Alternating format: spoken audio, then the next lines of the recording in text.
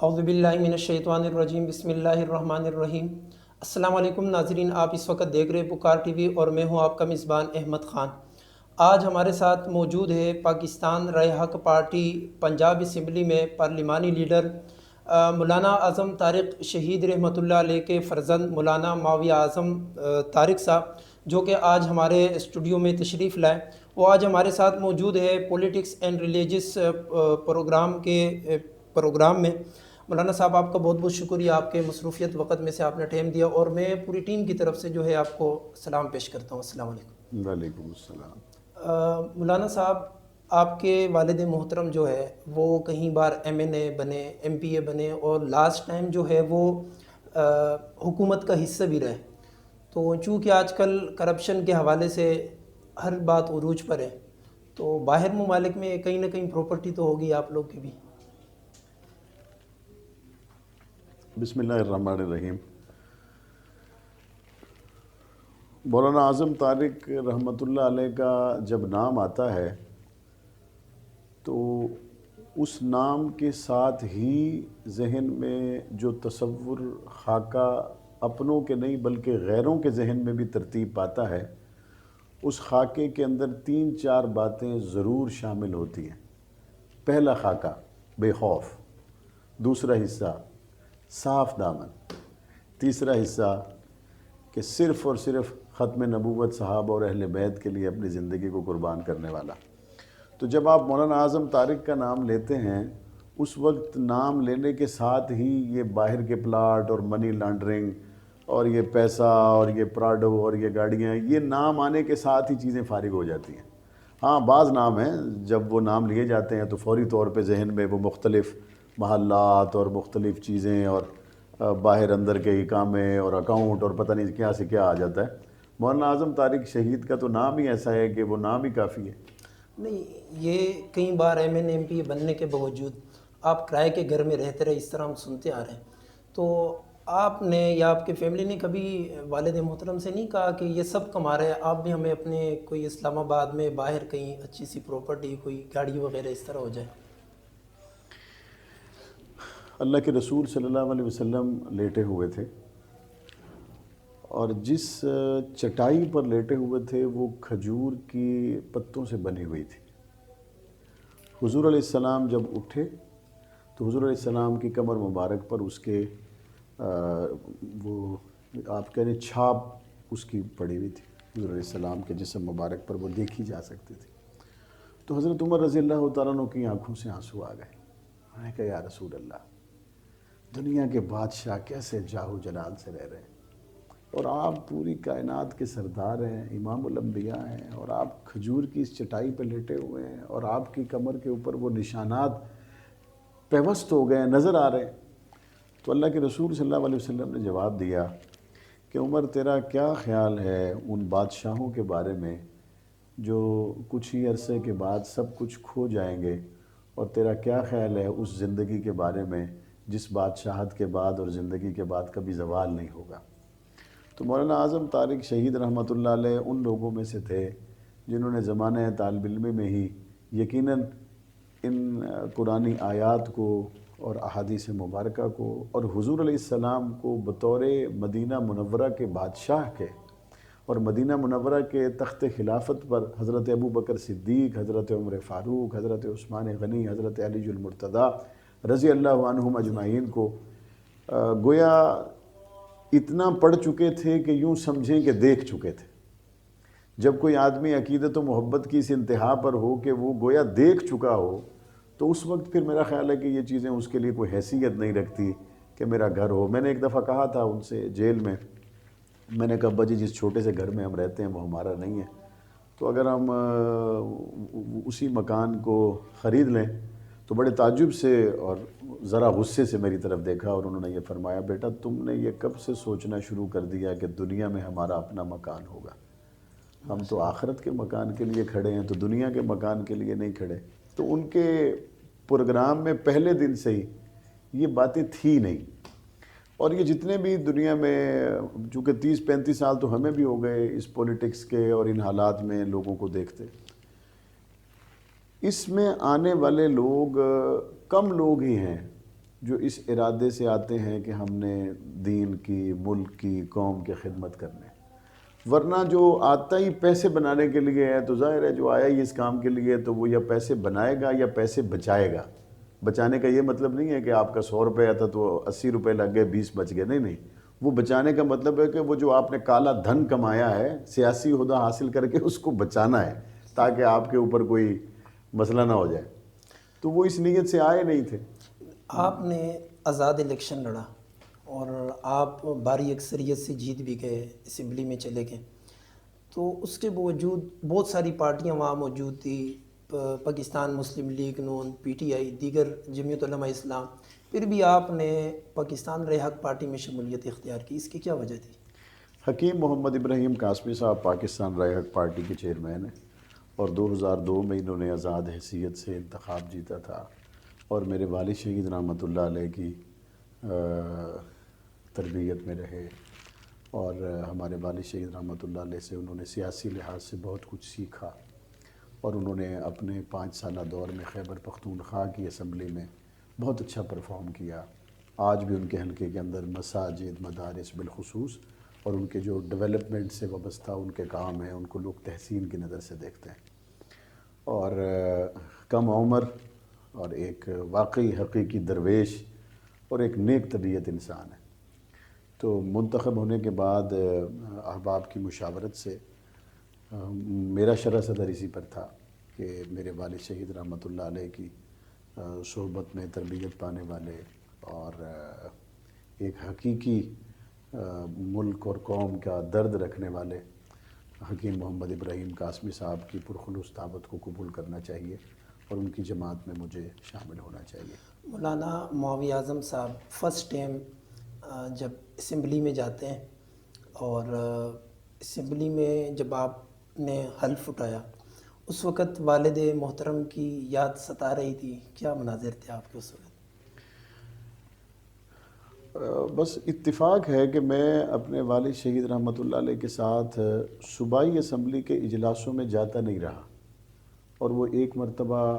صوبائی اسمبلی کے لیے انہوں نے سیٹ رکھ لی تھی۔ ویسے وہ دونوں سیٹیں جیت جاتے تھے تو چھوٹی سیٹ چھوڑ دیتے تھے۔ 97 میں ایک مرتبہ ایسا ہوا کہ ہم بڑی سیٹ ہار گئے تو چھوٹی سیٹ رہ گئی، تو والد شہید رحمۃ اللہ علیہ نے صوبائی اسمبلی میں حلف برداری کی تقریب میں اور اس کے علاوہ بعض اجلاسوں میں شرکت کی، لیکن اس کے بعد پھر وہ جیل میں رہے۔ تو قومی اسمبلی کے ساتھ میری یادیں حضرت والد شہید رحمۃ اللہ علیہ کے حوالے سے زیادہ جڑی ہوئی ہیں، وہاں میں ان کے ساتھ جاتا رہا۔ البتہ صوبائی اسمبلی میں میں نے ایک تقریر بھی کی تھی جب یہ پروڈکشن آرڈر کے حوالے سے نون لیگ والے کہہ رہے تھے کہ جناب وہ ہمارے لیڈر آف دی اپوزیشن جیل میں ہیں، ہمارے بعض لوگ جیل میں ہیں، تو ان کو لانے کے لیے پنجاب اسمبلی میں قانون نہیں ہے۔ تو راجہ بشارت صاحب نے گفتگو کی، انہوں نے کہا کہ مولانا اعظم طارق نے 2 مرتبہ پروڈکشن آرڈر آپ سے مانگے تھے، آپ نے ان کو نہیں دیے، تو اب آپ کو بھی نہیں مانگنے چاہیے، ہمت کرنی چاہیے۔ تو خیر 4-5 لوگوں پر مشتمل ایک کمیٹی بنی ہے اسمبلی میں، جنہوں نے یہ فیصلہ کرنا تھا کہ پنجاب اسمبلی پروڈکشن آرڈر دے یا نہ دے۔ اس کمیٹی کا حصہ میں بھی تھا۔ تو میں نے اس وقت پھر اسمبلی کی تقریر میں بھی یہ کہا، میں نے کہا دیکھیں جب میرے والد صاحب پروڈکشن آرڈر کے لیے کہتے تھے، اس وقت میں اسمبلی کے باہر کھڑا ہو کے اپنے والد کا انتظار کرتا تھا کہ ہو سکتا ہے کہ ابو جی کو لے آئیں تو میں بھی ان کو دیکھ لوں گا، ملاقات ہو جائے گی، لیکن نہیں ملے۔ تو دل تو یہی چاہتا ہے کہ آج یہ بھی پڑے رہیں انہی کال کوٹھڑیوں میں، لیکن ہم یہ چاہتے ہیں کہ آج ایک ایسا وقت ہے کہ یہ لوگ پسے ہوئے ہیں اور اللہ نے ہمیں اونچی جگہ پہ رکھا ہے، تو ہم ان کے ساتھ وہ نہ کریں جو انہوں نے ہمارے ساتھ کیا۔ آپ پاکستان رائے حق پارٹی کے پارلیمانی لیڈر ہیں، اس حوالے سے آپ پورا پاکستان گھومتے، ابھی آپ لاہور سے کراچی تک کا سفر کر کے آئیں، ویسے بھی آپ کراچی تشریف لاتے رہتے ہیں، چونکہ آپ پی ٹی آئی کو آپ نے سپورٹ بھی کیا ہے، اپنے ووٹ اسمبلی میں پی ٹی آئی کو دیا ہے، تو جس تبدیلی کا وعدہ عمران خان نے کیا ان کی جماعت نے کیا، وہ کچھ تبدیلی نظر آ رہی ہے یا آپ سمجھتے کہ نہیں آگے چل کر وہ اپنے وعدے پر پورا اتر سکتے ہیں؟ اب تو خیر وہ خود کہہ رہے ہیں کہ ہم بغیر تیاری کے آئے، اور पंजाब असम्बली के अंदर हमने कुछ तजावीज़ दी हैं इनको, बिलखुसूस उस्मान मुज़दार साहब को मैंने पार्लिमानी मीटिंग में भी और उसके अलावा भी। पहली बात तो ये है कि सूद खाने वाला अल्लाह और उसके रसूल से जंग करता है। तो मैंने मुज़दार साहब से ये कहा कि हम अभी तक पंजाब असम्बली में रियासत मदीना का नारा लगाने के बाद सूद फ्री बजट लेके नहीं आए। तो सबसे पहले तो आप ये करें कि आप जंग से निकलें, उसके बाद फिर हालात बेहतर होना शुरू होंगे। तो मैंने उनसे तफसीली मीटिंग की, एक मरतबा से ज़्यादा मेरी इस हवाले से उनसे बात हुई, और वो इस पे कोशिश भी कर रहे हैं और किसी दर्जे में इस पे काम भी हो रहा है। हमारी कोशिश है कि पंजाब असम्बली में हम सूद फ्री बजट ले आएँ, और मैं ये समझता हूँ कि सूद फ्री बजट अगर पंजाब असम्बली में आ जाता है तो ये एक पहला कदम हो सकता है कि जब हम वाकई रियासत मदीना की तरफ एक कदम उठाएंगे। आप सूदी बजट लाएं और अल्लाह और उसके रसूल से ऐलान जंग करें, फिर आप समझेंगे तरक्की और खुशहाली होगी और रियासत मदीना बनेगी। ये मुमकिन नहीं है। इस पर उन्होंने हामी भरी या क्या कहते हैं वो नहीं, उन्होंने बिल्कुल हामी भरी, वो इस पे संजीदा हैं और बाज़ लोग इस पे काम भी कर रहे हैं। और मैंने उनसे ये भी कहा कि आपने पहले KP हुकूमत में जमात इस्लामी के साथ आपके अच्छे ताल्लुकात थे, सिराजुल हक साहब वज़ीर ख़ज़ाना थे और वो वहाँ पे सूद फ्री बजट ले के आए थे। तो आपको सूद फ्री बजट लाने में, पेश करने में थोड़ा बहुत तजर्बा भी है, तो आप उसको कंटिन्यू करें, बिस्मिल्लाह करें पंजाब में, विफाक में। इलेक्शन जब आपने जीता उस वक़्त चूँकि आप आज़ाद उम्मीदवार थे और उस वक़्त एक वो लगा हुआ था जो जंगीर तरीन साहब है, वो भी कई जगहों पे अपने जास को लेकर जो आज़ाद उम्मीदवार थे उनको शायद ख़रीदते रहे या उनको जो है अपनी पार्टी में शमूलियत की दावत देते रहे। नून लीग वाले भी इसी में लगे हुए थे। तो इस हवाले से वज़ारत के हवाले से आपको कोई ऑफ़र हुई कि आप हमारे साथ आ जाए, कोई वज़ारत वगैरह मिल जाएगी? चूँकि इस हवाले से बड़ा मशहूर है कि माविया आज़म साहब ने वज़ारत के चक्कर में जो है PTI को सपोर्ट किया है। नहीं, वज़ारत की शायद ज़रूरत उनको होती है जिन बेचारों को मुल्क में कोई जानता नहीं होता, तो वो कहते हैं कि यार थोड़ा तारुफ हो जाएगा तो कोई 2-4 लोगों में हमारा भी तज़किरा हो जाएगा। तो अल्लाह की मेहरबानी है, हुजूर के ख़त्म नबूवत, हुजूर के सहाबा, हुजूर के अहले बैत, ये खूबसूरत निस्बतों की वजह से अल्लाह ताला ने किसी भी मिनिस्टर से ज़्यादा तो हमें रिस्पेक्ट पहले ही अता की हुई है। बाकी ख़रीदो फ़रोख्त वाली बात तो उसी वक्त ख़त्म हो जाती है कि जब बेटा आज़म तारिक का होता है तो उसका मोल दुनिया में तो अल्लाह की मेहरबानी से नहीं लग सकता। अब ये आप कहें कि हमने कोई वज़ारत के लिए या उसके लिए किया है, तो मैं इन वज़ारतों को तो वैसे भी कोई हैसियत नहीं देता, और मेरे वालिद साहब ने भी हमें जो सिखाया और जो अपने अमल से बताया, उन्होंने भी कभी इन चीज़ों में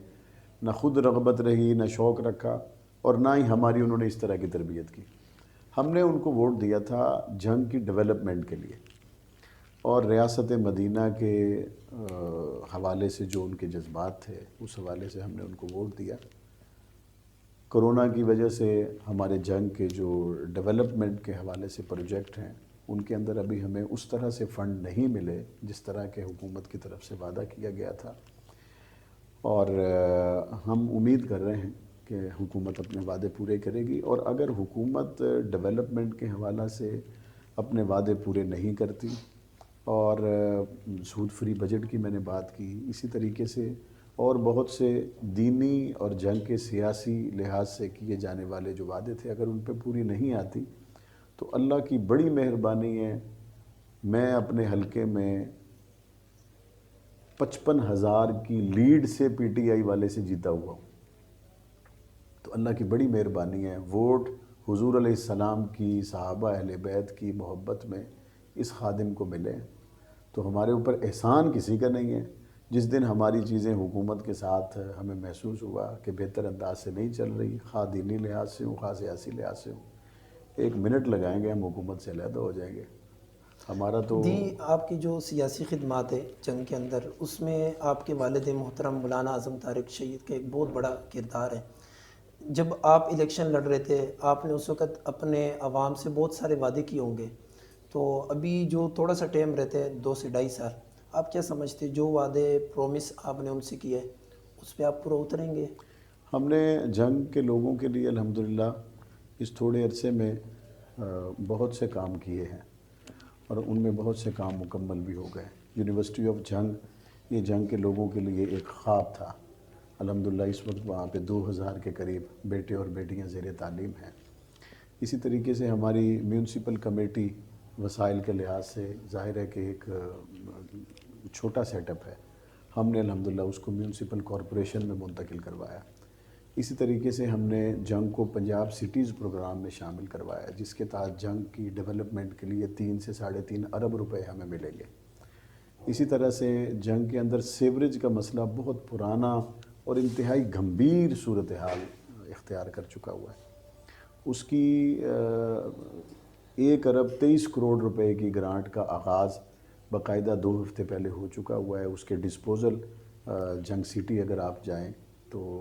ریلوے ٹریک کے ساتھ باقاعدہ بننا شروع ہو گئے ہیں۔ اس سے امید ہے کہ جنگ کے لوگوں کو کم از کم یہ پروجیکٹ مکمل ہونے پر 50 سال تک جنگ سٹی کے لوگوں کو بالخصوص، صدر کا جو ہے وہ دوسرے فیز میں آئے گا، جنگ سٹی کے لوگوں کو بالخصوص 50 سال تک سیوریج کا مسئلہ نہیں ہوگا۔ دوسرا فیز بھی ہماری کوشش ہے کہ ہم سی ایم سے ملاقات کر کے جلدی شروع کروا لیں۔